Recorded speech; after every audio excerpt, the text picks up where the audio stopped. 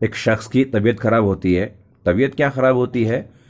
اسے رفع حاجت نہیں ہوتا تو پیٹ پھول جاتا ہے اور 2 روز ہو جاتے ہیں، کوئی دوائی سے اسے فرق محسوس نہیں ہوتا.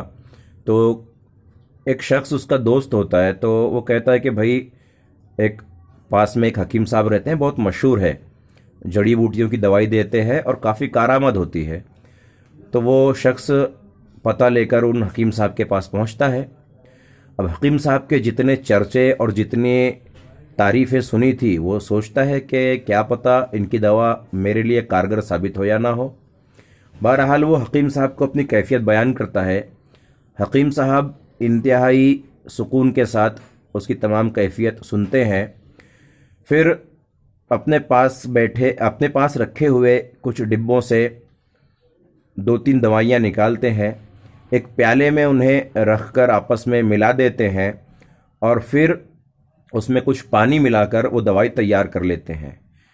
جب دوائی تیار ہو جاتی ہے تو حکیم صاحب اس شخص کو پوچھتے ہیں کہ آپ کا گھر یہاں سے کتنی دور ہے؟ تو وہ شخص بتاتا ہے کہ کچھ تقریباً 1 کلومیٹر کی دوری پر ہے.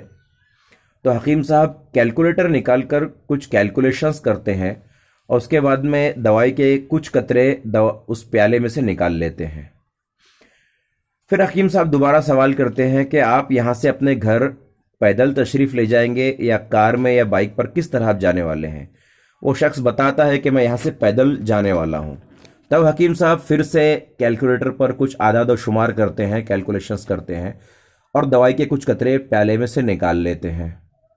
پھر حکیم صاحب اس سے پوچھتے ہیں کہ جب آپ گھر پر پہنچ جائیں گے تو گھر کے مین گیٹ سے آپ کا گھر کا اندرونی دروازہ کتنی دوری پر ہے؟ وہ شخص بتاتا ہے کہ تقریباً 40 گز کا فاصلہ ہے. تو حکیم صاحب پھر کچھ کیلکولیٹر پر کچھ اعداد و شمار کرتے ہیں اور کچھ دوائی نکال لیتے ہیں. اب حکیم صاحب کہتے ہیں کہ اب آخری سوال کہ آپ پہلے منزلے پر رہتے ہیں یا دوسرے منزلے پر؟ مطلب آپ کا جو بیت الخلاء ہے، ٹوائلٹ ہے، وہ کون سے منزلے پر ہے؟ تو وہ بتاتا ہے کہ بیت الخلاء دوسرے منزلے پر ہے. تب حکیم صاحب کیلکولیٹر پر کچھ عدد و شمار پھر سے کیلکولیشنز کرتے ہیں، کچھ دوائی نکال لیتے ہیں.